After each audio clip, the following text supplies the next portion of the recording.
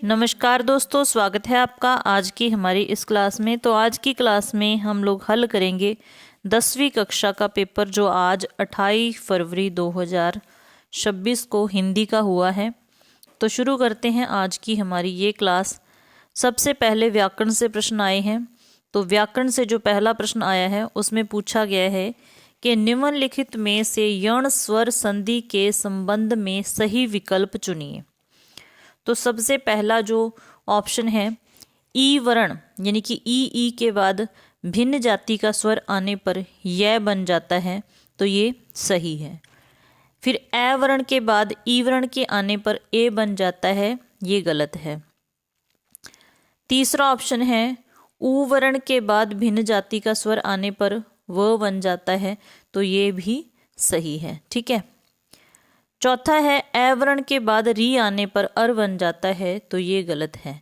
तो इसका जो सही आंसर हो जाएगा 1 और 3 सही है। ठीक है, ऑप्शन नंबर 2। अगला प्रश्न है निम्नलिखित में से किस शब्द में उपसर्ग नहीं है। तो सबसे पहले है प्राज्ञ। प्राज्ञ में प्रा उपसर्ग है, अपवाद में अप है, प्रभाव में प्र है और ओढ़ना में कोई भी उपसर्ग नहीं है। तो इसका मतलब यही सही आंसर है। इसका जो सही आंसर हो जाएगा ओढ़ना। नेक्स्ट है अनेक लोग उस विनाशकारी प्रलय का शिकार हुए।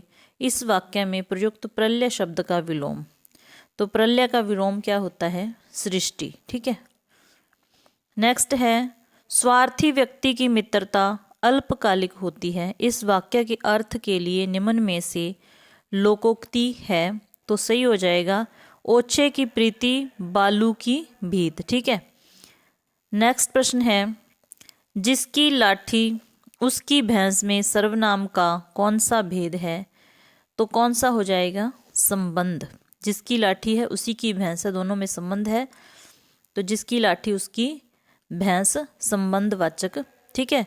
उसके बाद है निम्नलिखित में से कौन सा शब्द प्रकाश का पर्यायवाची नहीं है। तो प्रभा होता है, ज्योति होता है, दीप्ति होता है, नंदिनी नहीं होता, क्योंकि ये पुत्री के पर्यायवाची हैं। पुत्री, सुता, तनुजा, बेटी। ठीक है। तो सही ऑप्शन हो जाएगा नंदिनी। नेक्स्ट है निम्नलिखित में से अविकारी शब्द के उदाहरण को छांटिए। तो अविकारी शब्द इनमें से कौन से हो जाएंगे? खूब हो जाएगा, कम हो जाएगा, यथा हो जाएगा, अतएव हो जाएगा। ठीक है। योग, रमणीय और अंत ये विकारी शब्द हैं, तो याद रखना है। ठीक है। तो इसमें अविकारी शब्द 4 ये छांट के लिखने थे। नेक्स्ट है व्याकरण के प्रश्न पूछे गए हैं जिसमें अनेकार्थी शब्द किसे कहते हैं, उदाहरण सहित बताना है। द्वंद्व समास की परिभाषा उदाहरण सहित, यमक अलंकार और दोहा छंद। फिर निबंध आया हुआ है, प्रार्थना पत्र है। उसके बाद आते हैं कविताओं से प्रश्न। यह दंत्रित मुस्कान कविता की पंक्ति उंगलियां माँ की कराती रही मधुपर्क। इस पंक्ति में आए शब्द मधुपर्क में क्या शामिल नहीं है।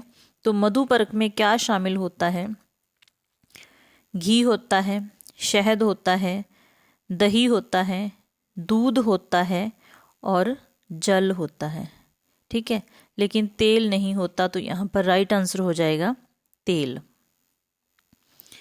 आगे है संगीतकार द्वारा अपनी आवाज को दबाए रखने के प्रयास को कवि ने मनुष्यता बनाने के लिए क्या कहा है। ठीक है। तो क्या कहा है, क्यों कहा है। ठीक है। तो इसका जो सही आंसर हो जाएगा क्योंकि गायन कला पूर्णतः सीख कर भी ऊंचा न गाना मनुष्यता होती है। दूसरा ऑप्शन है क्योंकि दूसरों को सफल बनाने के लिए त्याग करना मनुष्यता है।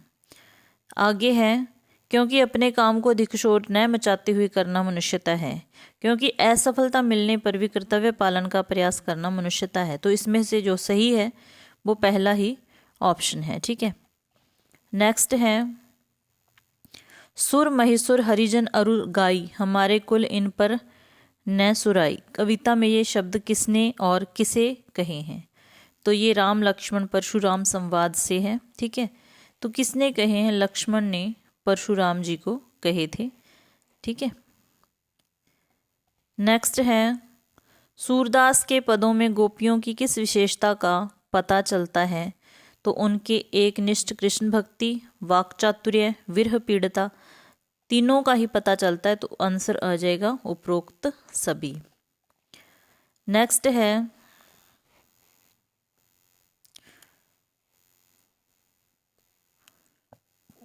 फसल कविता से जो नागार्जुन की है। फसल कविता में निम्नलिखित विकल्पों में से फसल के संबंध में कौन सा सही विकल्प सही विकल्प छांटकर लिखिए, ठीक है। तो पहला ऑप्शन है, फसल हजारों हाथों के स्पर्श की गरिमा है। तो यहाँ पर फसल है जो हजारों नहीं, लाख लाख कोटि कोटि हाथों के स्पर्श की गरिमा है। कविता में ऐसा आया हुआ है। फसल ढेर सारी नदियों के पानी का जादू है, ये सही है। फसल भूरी लाल दोमट मिट्टी का गुणधर्म है। तो फसल भूरी काली संदली मिट्टी का गुणधर्म है, ठीक है। तो ये भी गलत है, पहला भी गलत है। और फसल संकोच है हवा की थिरकन का, संकोच है हवा की थिरकन का, ये भी ठीक है। तो जो दूसरा और चौथा ऑप्शन है वो सही है, बाकी दो गलत हैं। तो किस ऑप्शन में दूसरा और चौथा है? ऑप्शन नंबर 2 में, ठीक है। तो यही राइट आंसर हो जाएगा। नेक्स्ट है, अट नहीं रही कविता की पंक्ति कहीं पड़ी है उर्मे। इस पंक्ति में उर्मे क्या पड़ा है? हल्की खुशबू वाले फूल, ठीक है। अगर किसी प्रश्न में डाउट लगे तो कमेंट के द्वारा पूछ के डिस्कस भी कर सकते हैं। और क्लास अच्छी लगे तो लाइक ज़रूर कर देना। चैनल पर नए हो तो सब्सक्राइब कर लेना, हम लोग हिंदी पढ़ते रहते हैं। नेक्स्ट है, ये आत्मकथ्या कविता से आई हुई हैं पंक्तियाँ, ठीक है। उसके क्वेश्चन हैं। उसके बाद ये राम लक्ष्मण परशुराम संवाद से आया हुआ है। संगतकार, उत्साह कविता, ठीक है। फिर आगे अगले हमारे एमसीक्यू, बिस्मिल्लाह खां के काशी को स्वर्ग कहने का क्या कारण है? तो उन्होंने मंदिरों की पवित्रता के कारण काशी को स्वर्ग कहा है, ठीक है।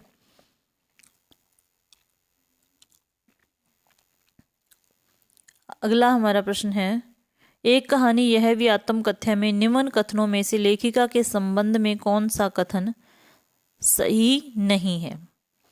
तो लेखिका महानगरों में संस्कृति की कमी अनुभव करती थी, ठीक है।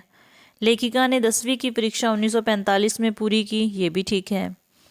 लेखिका का जन्म गांव भानपुरा में हुआ था, ठीक है, भानपुरा में। तो यहाँ मानपुरा लिखा है, ठीक है, ये गलत हो गया।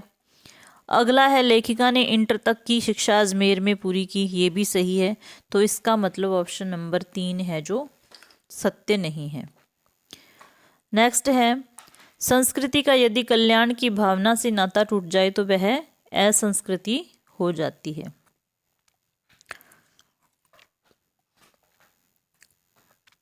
अगला है, लखनवी अंदाज कहानी में लेखक ने खीरा खाने से मना क्यों किया? तो क्यों किया था? क्योंकि लेखक को लगा कि नवाब साहब केवल औपचारिक तौर पर खीरा खाने को कह रहे हैं, ठीक है।